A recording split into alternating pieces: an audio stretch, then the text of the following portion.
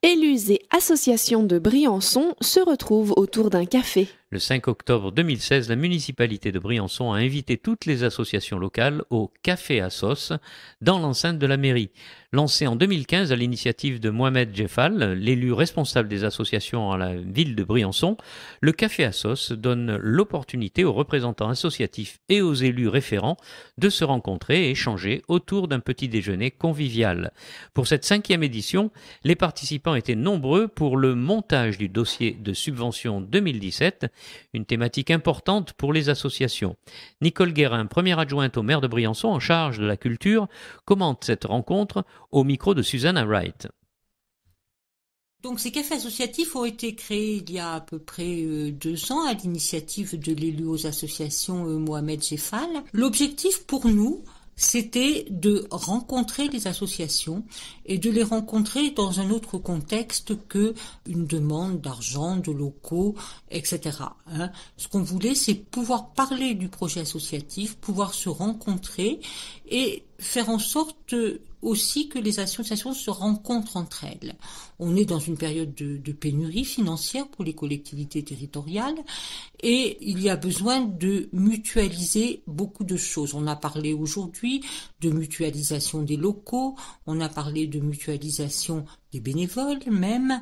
Donc voilà, je pense que le but c'était avoir un lieu pour que les associations s'expriment, se rencontrent et pouvoir ensemble réussir le projet associatif et maintenir, malgré les baisses de dotation, j'insiste encore, un tissu associatif vivant qui fait quand même la richesse du Briançonnais. Aujourd'hui, vous avez décidé d'aborder la thématique dossier de subvention 2017. Oui, alors cette thématique, elle est un peu circonstancielle aussi, parce que les dossiers de subvention sont sur le site de la mairie, peuvent être retirés par les associations, sont à déposer avant le 31 octobre. C'est un moment qui est important pour les associations qui, quelquefois, se plaignent de la lourdeur de cette tâche. Le dossier est épais, mais chaque année, je tiens à leur dire, on cherche une simplification de plus en plus grande, tout en gardant des garanties, puisqu'un dossier de subvention, c'est aussi un appel à l'argent public et que nous sommes redevables auprès du contribuable de cet argent public qui ne doit pas être gaspillé. Donc nous sommes obligés de demander un certain nombre de documents comptables et je tiens aussi à dire à vos éditeurs qu'on est à leur disposition, qui peuvent téléphoner au secrétariat de la mairie où la personne qui les recevra les orientera vers un élu qui peut les rencontrer. Bon, ça c'est la première raison, toute simple. La deuxième, elle est que partout on entend dire que les collectivités territoriales baissent les subventions aux associations et c'est vrai que les budgets se restreignent. Nous avons maintenu quand même la somme globale des subventions qui tourne quand même autour de 950 000 €, associations sportives, culturelles, sociales et citoyennes, toutes associations comprises. Nous espérons pouvoir maintenir cette somme globale pour l'année 2017. Après, c'est vrai que comme je l'expliquais, ce qu'on prend d'un côté, on l'enlève de l'autre. Si on maintient les subventions aux associations, ça veut dire aussi que d'autres services seront diminués et que c'est vraiment un choix politique qu'on a fait de maintenir ce tissu associatif dans sa richesse, dans sa diversité, mais que c'est très difficile financièrement. Et pour une association, quels sont les critères à remplir pour obtenir des subventions? Voilà, alors il y a un critère premier qui est de rendre le dossier complet le 31 octobre. Alors c'est vrai que ça paraît évident, s'il manque un papier, il est tout à fait possible de le ramener après, durant le mois de novembre. Alors les critères, après, ils sont propres à chaque secteur.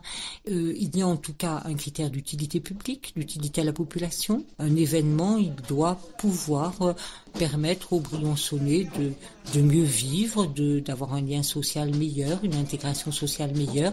Donc ça, c'est ce qui est commun à toutes les associations. Après, chaque association a ses critères du point de vue culturelle, puisque je suis adjointe à la culture et je connais bien cela. Bon, on essaye surtout d'élargir les publics, c'est-à-dire d'aller à la rencontre des publics éloignés et ce qu'on appelle les publics empêchés, les personnes handicapées. Voilà, on cherche aussi à mettre de plus en plus sur pied des projets interdisciplinaires qui permettent justement d'échanger des pratiques culturelles, aussi bien au niveau des professionnels que des bénévoles. Et comme nous avons un patrimoine qui est quand même privilégié à Briançon, qui est ville d'art et d'histoire, nous essayons aussi de privilégier les associations qui mettent en valeur ce patrimoine, qui l'animent au sens premier du terme, qui lui donnent âme. C'est l'essentiel. Après, chaque année, on rajoute 1 ou 2 critères et cette année, je sais que tous les élus sont attachés au dialogue, à la rencontre, parce que on a un calendrier d'événementiel pour les associations porteuses d'événements ou même de réalisation de projets. Et ce calendrier, il demande des lieux, il demande des temps, il demande des espaces. Et nous aimons beaucoup discuter de ça avec les associations. Donc un critère qui est important, c'est le partenariat avec la commune et les associations. Non pas parce qu'on veut mettre notre nez partout, c'est pas le cas, mais parce que c'est important pour tout le monde, pour qu'on aille tous dans le même sens et pour que chaque association ait sa visibilité et sa part dans ce partage des moyens que on a longuement évoqué pendant 2 heures lors de ce café associatif et qui, vous l'avez vu, les associations font preuve de beaucoup d'ouverture à ce niveau. Il y a déjà eu des échanges de transport, des échanges de locaux, des échanges de services divers. Je crois que vraiment par cette action continue, les associations mettent en valeur ce qui sont leurs valeurs de base, c'est-à-dire la solidarité, l'ouverture. Après, quel est le chemin pour les dossiers? Oui, alors cela intrigue beaucoup de gens, c'est vrai. Aujourd'hui, on dispose de 4 catégories d'associations, si vous voulez. On affine dans une première réunion, une fois qu'on a tous les dossiers de subvention, les critères d'éligibilité, puis les élus de chaque secteur travaillent les dossiers, font des propositions, et après nous nous réunissons de nouveau entre élus responsables d'associations pour nous répartir cette somme globale qui nous est allouée à peu près au mois de novembre, une somme globale que nous aurons à répartir entre les 4 secteurs associatifs. Alors, on n'a pas de répartition figée. Chaque élu arrive en disant moi j'aurais besoin de ça.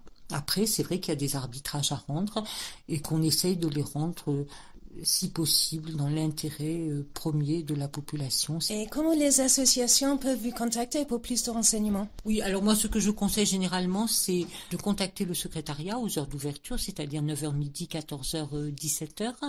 À ce moment-là, la secrétaire nous met un petit mot et je rappelle la personne référente et on prend rendez-vous, c'est très simple. L'intérêt de cette démarche, c'est que on peut prévenir d'autres élus s'il s'agit d'un problème de local, les services techniques, s'il s'agit d'un problème d'équipement, éventuellement la police municipale, etc. Et ceux-ci peuvent être présents avec moi ou avec d'autres élus et le problème peut être résolu intégralement.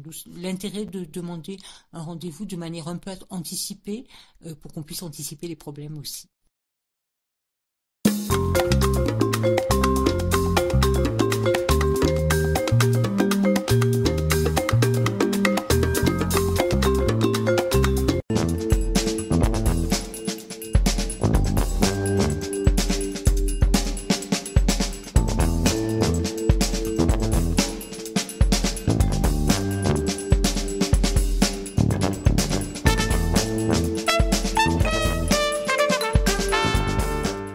Élus et associations de Briançon se retrouvent autour d'un café. Le 5 octobre 2016, la municipalité de Briançon a invité toutes les associations locales au Café à Sauce dans l'enceinte de la mairie.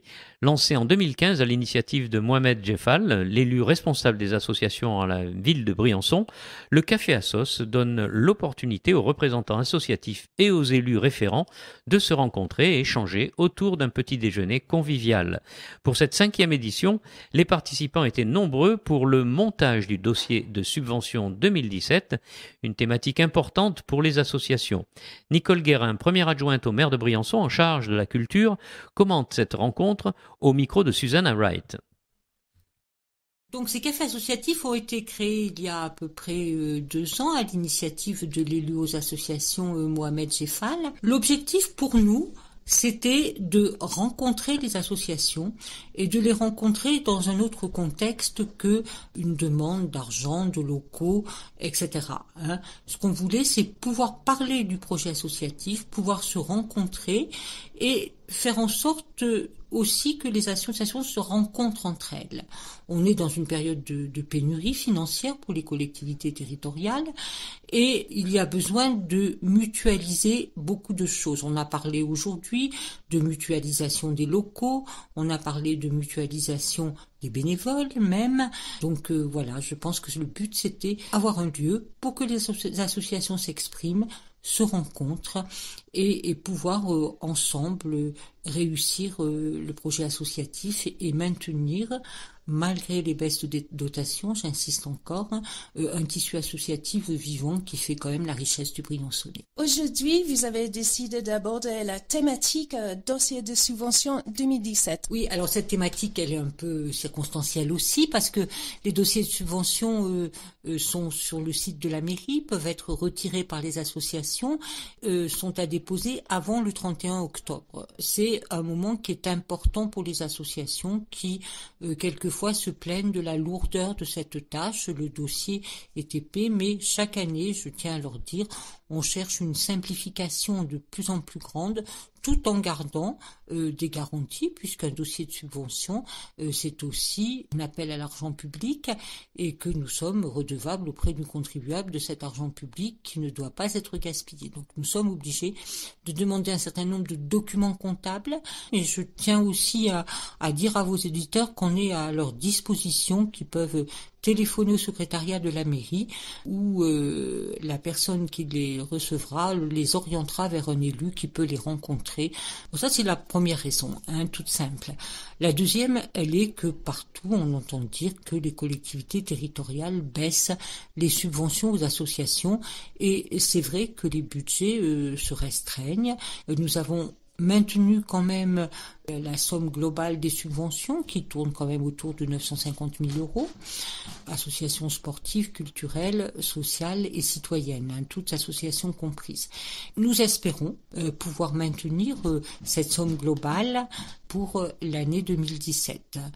Après, c'est vrai que, comme je l'expliquais, ce qu'on prend d'un côté, on l'enlève de l'autre. Si on maintient les subventions aux associations, ça veut dire aussi que d'autres services seront diminués et que c'est vraiment un choix politique qu'on a fait de maintenir ce tissu associatif dans sa richesse, dans sa diversité, mais que c'est très difficile financièrement. Et pour une association, quels sont les critères à remplir pour obtenir des subventions? Voilà, alors il y a un critère premier qui est de rendre le dossier complet le 31 octobre. Alors c'est vrai que ça paraît évident, s'il manque un papier, il est tout à fait possible de le ramener après, durant le mois de novembre. Alors les critères, après, ils sont propres à chaque secteur. Il y a en tout cas un critère d'utilité publique, d'utilité à la population. Un événement, il doit pouvoir permettre aux Briançonnais de mieux vivre, d'avoir un lien social meilleur, une intégration sociale meilleure. Donc ça, c'est ce qui est commun à toutes les associations. Après, chaque association a ses critères du point de vue culturel, puisque je suis adjointe à la culture et je connais bien cela. Bon, on essaye surtout d'élargir les publics, c'est-à-dire d'aller à la rencontre des publics éloignés et ce qu'on appelle les publics empêchés, les personnes handicapées. Voilà, on cherche aussi à mettre de plus en plus sur pied des projets interdisciplinaires qui permettent justement d'échanger des pratiques culturelles, aussi bien au niveau des professionnels que des bénévoles. Et comme nous avons un patrimoine qui est quand même privilégié à Briançon, qui est ville d'art et d'histoire, nous essayons aussi de privilégier les associations qui mettent en valeur ce patrimoine, qui l'animent au sens premier du terme, qui lui donnent âme. C'est l'essentiel. Après, chaque année, on rajoute 1 ou 2 critères et cette année, je sais que tous les élus sont attachés au dialogue, à la rencontre, parce que on a un calendrier d'événementiel pour les associations porteuses d'événements ou même de réalisation de projets. Et ce calendrier, il demande des lieux, il demande des temps, ils demandent des espaces, et nous aimons beaucoup discuter de ça avec les associations. Donc un critère qui est important, c'est le partenariat avec la commune et les associations, non pas parce qu'on veut mettre notre nez partout, c'est pas le cas, mais parce que c'est important pour tout le monde, pour qu'on aille tous dans le même sens, et pour que chaque association ait sa visibilité et sa part dans ce partage des moyens que on a longuement évoqué pendant 2 heures lors de ce café associatif, et qui, vous l'avez vu, les associations font preuve de beaucoup d'ouverture à ce niveau. Il y a déjà eu des échanges de transport, des échanges de locaux, des échanges de services divers.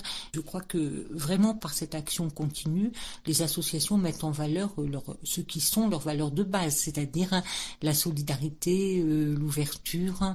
Après, quel est le chemin pour les dossiers? Oui, alors cela intrigue beaucoup de gens, c'est vrai. Aujourd'hui, on dispose de 4 catégories d'associations, si vous voulez.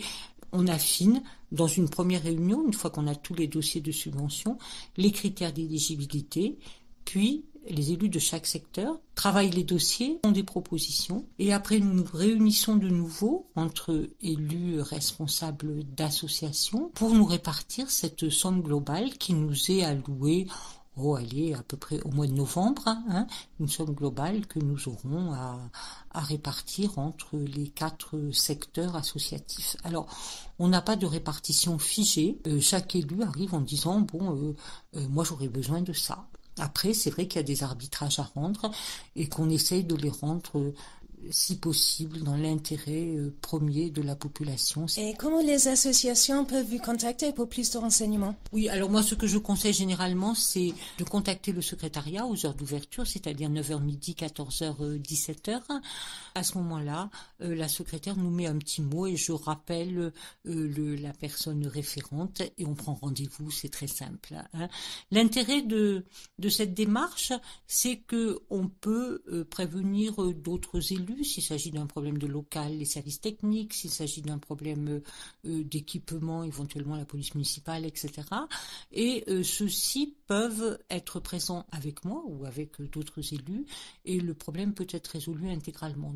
L'intérêt de demander un rendez-vous de manière un peu anticipée pour qu'on puisse anticiper les problèmes aussi.